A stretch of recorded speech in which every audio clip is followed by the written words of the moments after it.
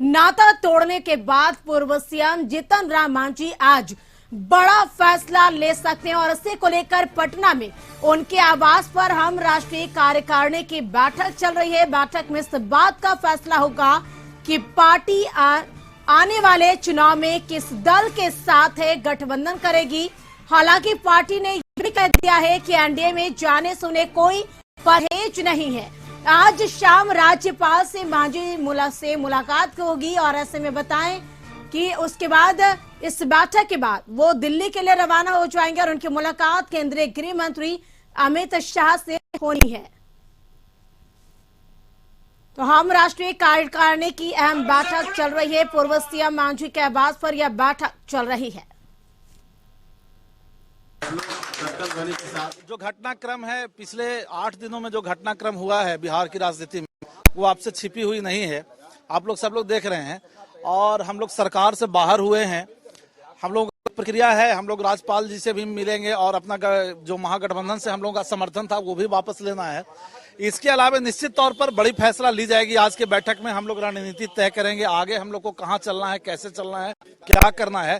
क्योंकि हर नदी का 2 किनारा होता है, एक किनारा छूटा है, बीच मझधार में अभी हम लोग हैं, तो दूसरा किनारा पकड़ना चाहेंगे और नहीं तो एकला चलो की राह पर भी चलेंगे। जो भी हमारे सदस्यों का राय होगा उसके आधार पर आज से हम लोग अपनी पार्टी को लेकर के आगे बढ़ेंगे। आपको बताएंगे, अभी कुछ बताने के लिए मेरे पास नहीं है और आपसे भी आग्रह करेंगे, गर्मी है, आइए, जब हमारे वक्ता बताएंगे जिस समय आइएगा, ज्यादा समय इंतजार नहीं कीजिए, हम लोग सारी बातें आपको बताएंगे। जी अभी वो डिसाइड नहीं है कि अमित शाह जी से मिलेंगे कि राज्यपाल महोदय से समय मांगे हैं। संभवतः लगता है आज 5 बजे का 5:30 बजे का समय मिला है, वो भी थोड़ी देर में हम लोग क्लियर कर देते हैं। बैठक में अब क्या फैसला होगा, वो हर मुद्दे पर बात होगी, हर पहलू पर बात होगी, गठबंधन पर बात होगी, अकेले लड़ने में बात होगी, कितने सीट लड़ेंगे इस पर बातें होंगी और सब बातें आपको विस्तार पूर्वक बता देंगे। भविष्य तो है हमारा, भविष्य में कहाँ दिक्कत है। हम नीतीश कुमार जी से ज्यादा वोट बैंक है हमारा। आप सर्वे करवा लीजिए, सर्वे करा के देख लें। अभी आज के डेट में मांझी जी का वोट बैंक नीतीश कुमार जी से ज्यादा वोट बैंक है, पहली बात। और आगे की जो बात है, तो आज हमारे सभी सदस्य आ रहे हैं। हम लोगों ने निर्णय लिया है, अभी हम लोग सरकार से बाहर हुए हैं, तो सरकार से बाहर होने के बाद की अगली प्रक्रिया भी बहुत सारी होती है।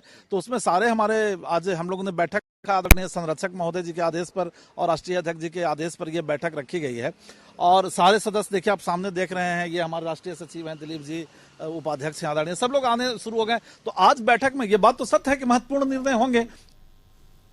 मांझी के लिए बीजेपी में भी सॉफ्ट कॉर्नर है। पूर्व मंत्री नितिन नवीन से जब पूछा गया तो उन्होंने कहा कि इस पर केंद्रीय नेतृत्व फैसला लेगा। नितिन नवीन ने कहा कि नीतीश कुमार के खिलाफ जो भी दल है एनडीए उनका स्वागत करेगा। ये पूरा फैसला तो शीर्ष नेतृत्व करेगा, लेकिन निश्चित रूप से जिस प्रकार से मांझी जी को लगातार नीतीश कुमार ने अपमानित किया है और मांझी जी कई बार इस भरोसे गए कि नीतीश जी को सम्मान देंगे, पर नीतीश जी ऐसे स्वार्थी व्यक्ति हैं जो राजनीति में केवल अपने आप को ही वो देखते हैं। आज भी जिस बेचैनी में वो हैं, वो केवल निजी स्वार्थ के लिए। अगर उनके एजेंडे सिद्धांत कुछ हुए होते तो 2013 के बाद 2017 में नहीं आए होते। तो सिद्धांत विहीन राजनीति करने वाला व्यक्ति नीतीश कुमार है और स्वार्थी राजनीति करने वाला व्यक्ति नीतीश कुमार है। तो अपने स्वार्थ में वो किसी की भी बलि दे सकते हैं।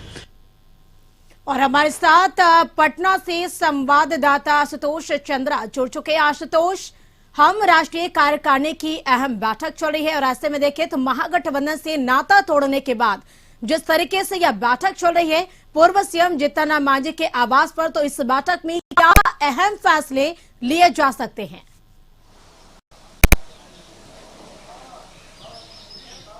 नहीं, अभी महागठबंधन से नाता नहीं टूटा है, इसलिए मैं ये कह रहा हूं क्योंकि आपको याद होगा कि पिछली बार जब संतोष सुमन से हमारी बातचीत हुई थी तो उन्होंने साफ तौर पर कहा था कि अभी उन्होंने इस्तीफा दिया है, महागठबंधन को अभी भी हम का समर्थन प्राप्त है। और स्वाभाविक तौर पर आज की जो बैठक हो रही है, आज की बैठक में ये अंतिम फैसला लिया जाएगा कि महागठबंधन सरकार से समर्थन वापस ले लिया जाए। और यही वजह रहेगी कि जो समय लिया गया है, राज्यपाल से समय लिया गया है, जीतन राम मांझी खुद अपने विधायकों के साथ वहां पर जाएंगे, राज्यपाल से मुलाकात होगी राजभवन में। और और समर्थन वापसी पत्र भी राज्यपाल को सौंपेंगे।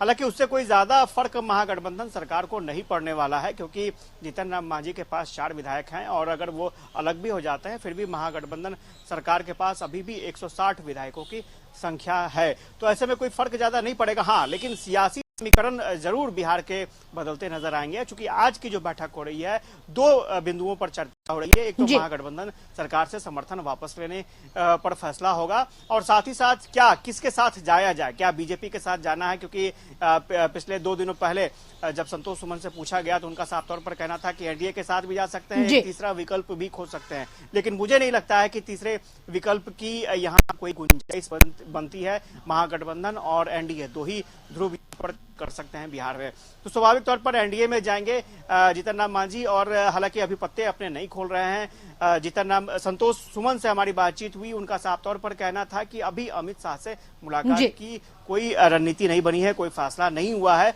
और हाँ, इतना जरूर है कि सेहत का हवाला देते हुए उन्होंने कहा कि दिल्ली जाएंगे वो लोग और दिल्ली में फिर आगे फैसला लिया जाएगा।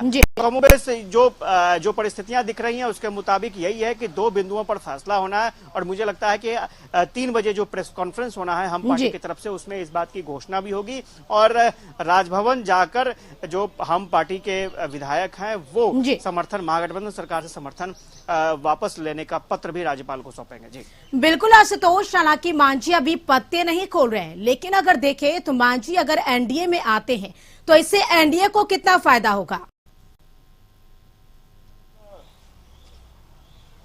नहीं, बिल्कुल ये सवाल है, मौजूदा सवाल है। और स्वाभाविक तौर पर आप देखेंगे कि सिर्फ जीतन राम मांझी की बात नहीं है, ये बात हो रही है दलित और महादलित वोट बैंक की। लगभग 12% के आसपास माना जाता है बिहार में दलित और महादलित वोट बैंक है, जिसको रिझाने के लिए तमाम तरह की कोशिशें होती हैं।